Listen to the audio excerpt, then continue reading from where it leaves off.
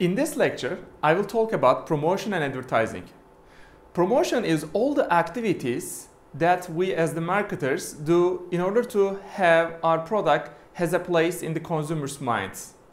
So it is the tactical part of the positioning strategy that we have already talked about. The promotion includes the stages of communication, and we call this as the integrated marketing communication.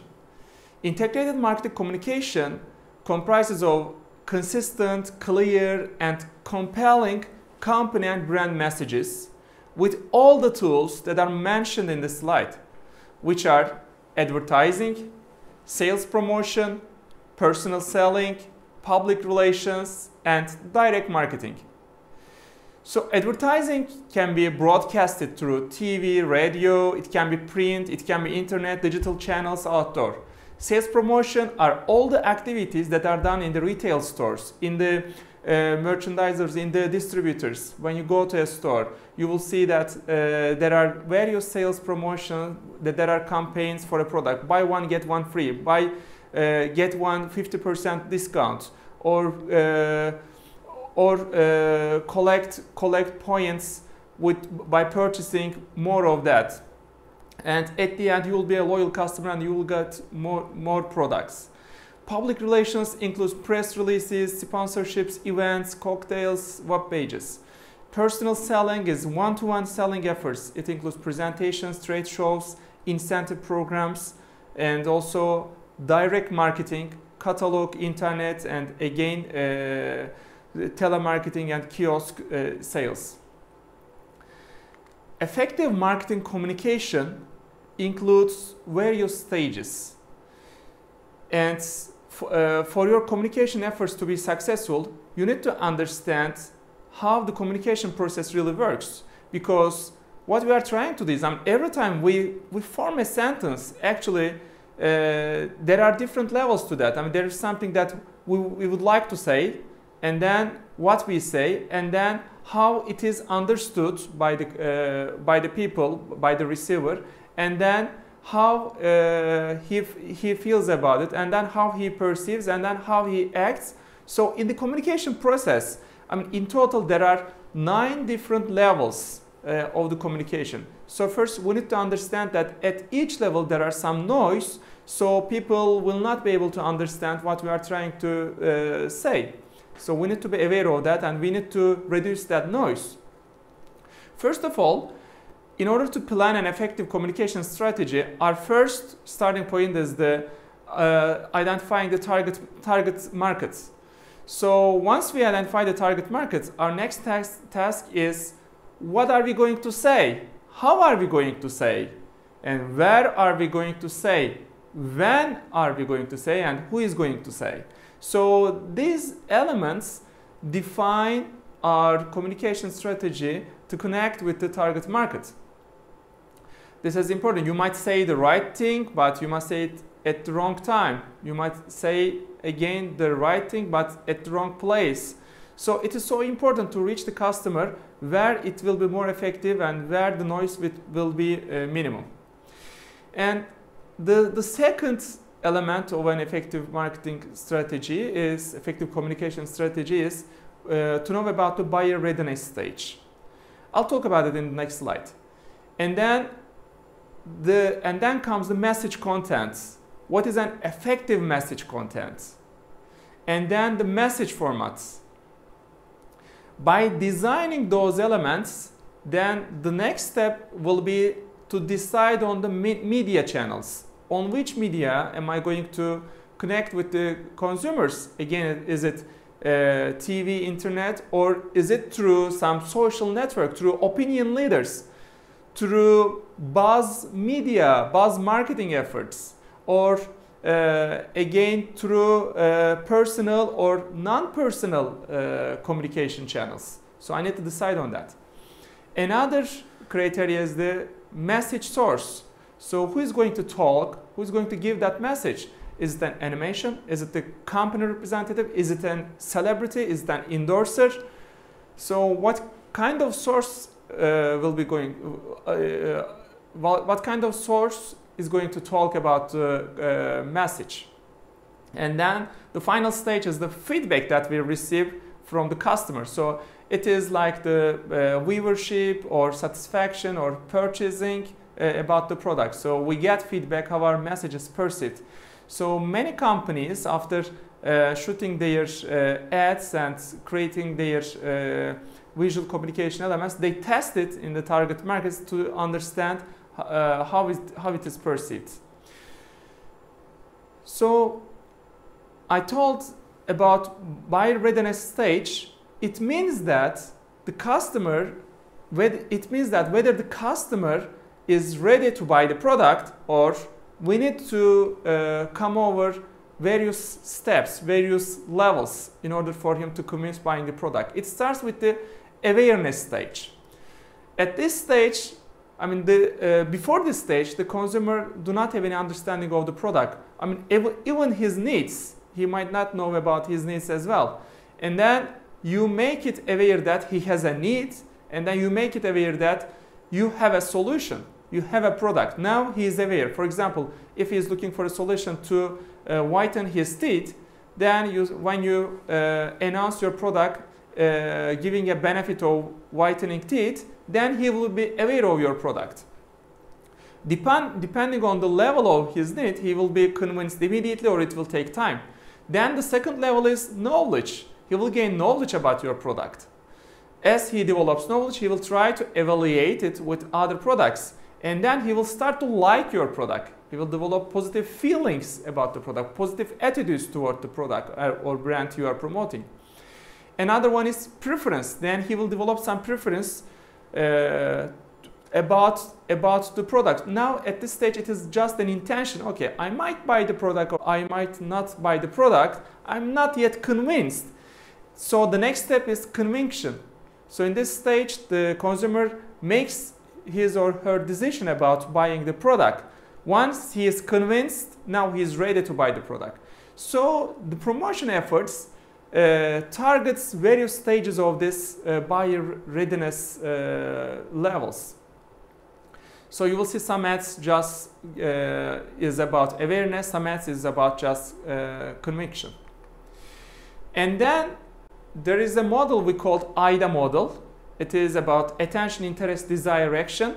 So we say that a good message, a good advertising, a good promotion message gets attention, holds interest, arouse desire, and obtain action.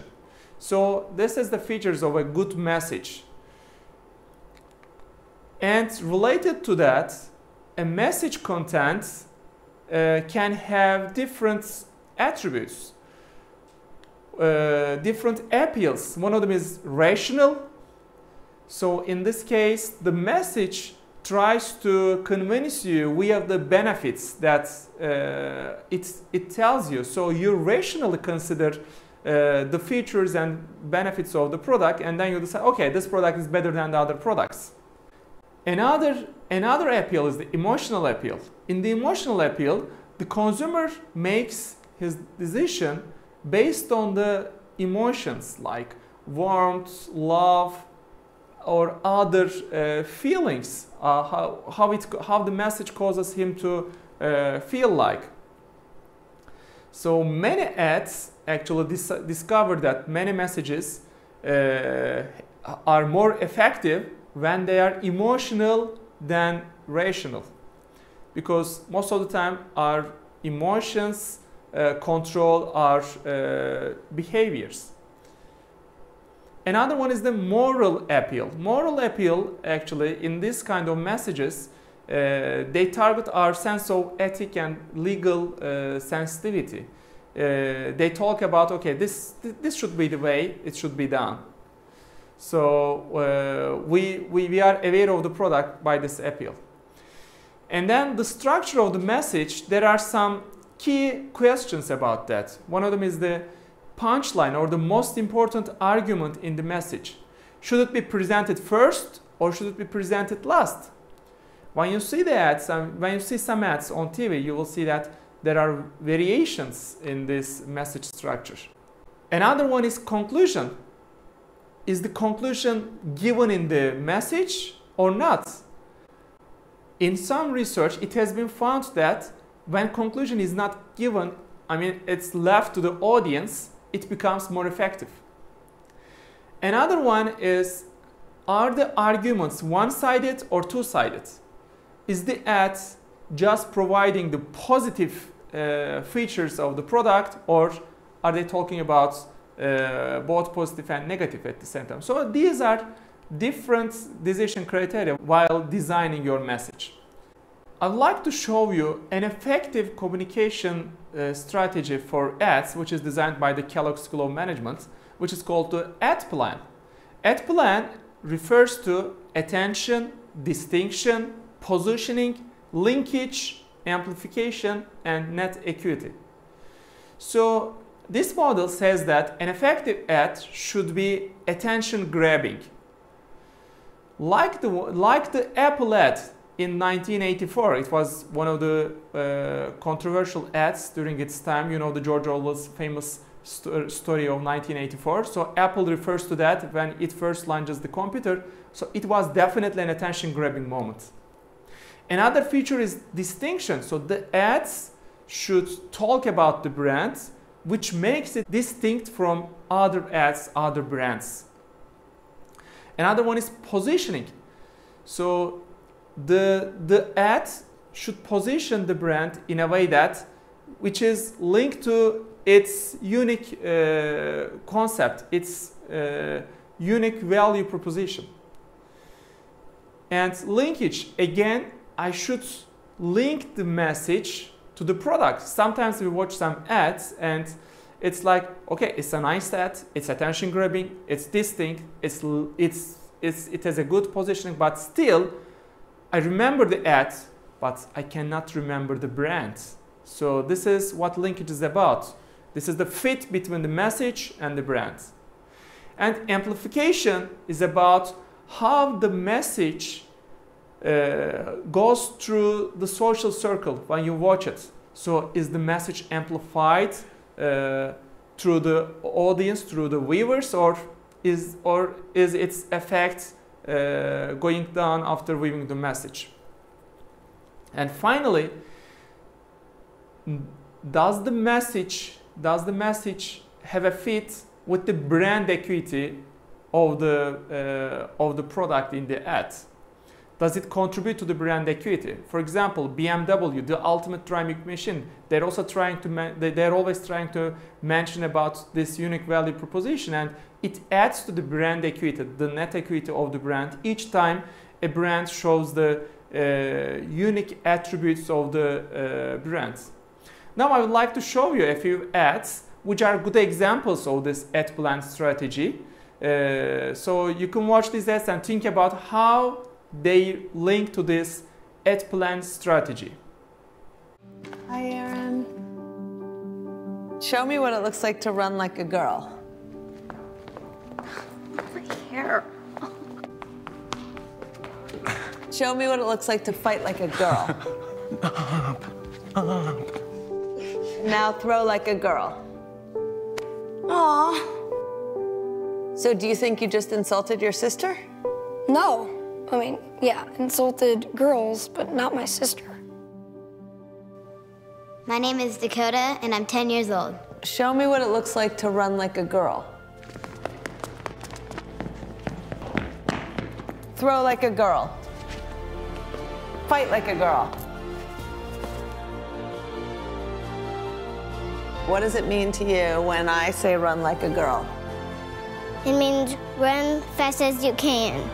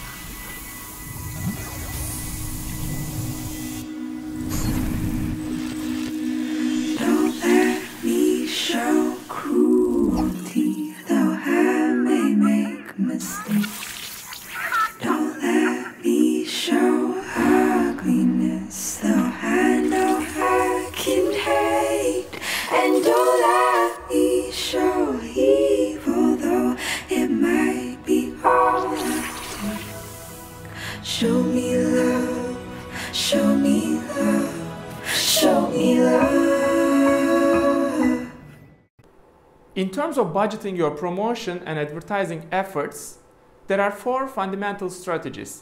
One of them is the affordable budget. Maybe you apply it by knowing or not knowing, just because you do not have sufficient funds, you spend whatever is available. Another one is the percentage of sales. Some companies link the advertising budget to the sales. So it might make sense that you know how much are you going to spend about your promotion, but at the end it might not be a useful strategy since the promotion is not linked to sales all the time. So it might be a misleading indicator. Another one is competitive parity, which means that you link your spending budget, you link your advertising budget with your competitors, with the competition. But it might not be a good strategy as well, since your competitors might have a different strategy and different resources than yours. So we as the marketers, the best strategy would be the objective and task strategy, which is you know what you would like to achieve, you know your target market, you know what is needed to achieve those targets, and you set a budget for what you set for.